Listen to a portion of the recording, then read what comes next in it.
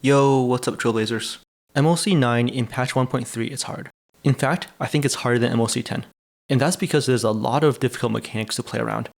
I have a theory that Hoyoverse puts the hardest mechanics on stage 9 because if they put it on stage 10 at level 90, the fights might be too hard for a lot of people. So why is MOC 9 hard? It's because of side 1. You have to survive through both high damage and a bunch of debuffs. The bosses are Frigid, Prowler, and Decaying Shadow. The Prowler applies a stacking slow debuff to your team. He has a high damage single target attack that can one-shot your supports, and his minions, when they attack you, deal a good amount of damage and delay the actions of their target. While Frigid Prowler is slowing you down, Decaying Shadow can straight up imprison you. Every single attack she does has a chance to imprison. When she's charging her multi-hit attack, you have to attack her to remove her stacks. She starts at 9 stacks, and each stack is 1 hit. And I've noticed that 3 hits on one of your characters will put a full health character in the danger zone. Only Luocha can safely solo sustain against side 1. When Sushang comes out, she should be able to do it as well. I'm showing off a bit with my solo Gepard, but that's because my hook is jacked and my supports are really well built. For most players, I recommend using 2 defensive supports, like Fire MC and Natasha. You need to bring someone who can cleanse. For your carries, there are 2 ways to approach this. You either take advantage of the MOC buff with an AoE carry like Tingyun or Himiko, or you focus down Frigid Prowler as soon as possible with a single target carry like Zila or Hook. If you're using an AoE carry, you want to use the extra skill points to cleanse your team when they get 2 or 3 stacks of the slow debuff. With a single target carry, you will have to target switch in wave 2 when Decaying Shadow is charging her attack. Ignoring her completely will result in your team disabled or dead. Lastly, I highly recommend having Asta in your team. Her ult is a direct counter to the slow debuff, and she can help reduce Decaying Shadow stacks really fast. Asta is probably the best support aside from Luocha to bring to this fight.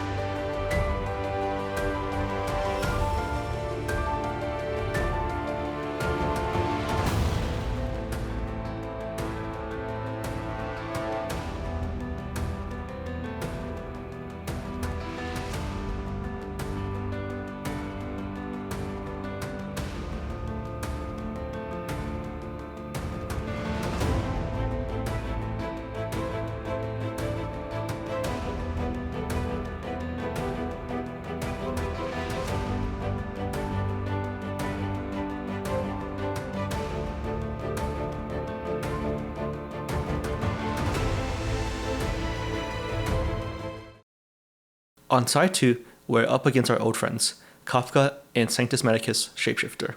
Nothing's different this time. Bring someone to dispel Shapeshifter's lifesteal buff, and bring someone to cleanse Kafka's mind control, or just bring Luocha for easy mode. Shapeshifter can potentially one-shot somebody with his back-to-back stab attack, so keep everybody at full health or use shields. Blade and Imbibitor Lune are the best carries for the side. 4-star Danhong is the free-to-play option.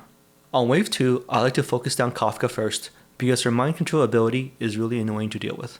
If you're looking to 3-star in MOC 9, I would push for damage on side 2. Side 2 is a little bit safer than side 1.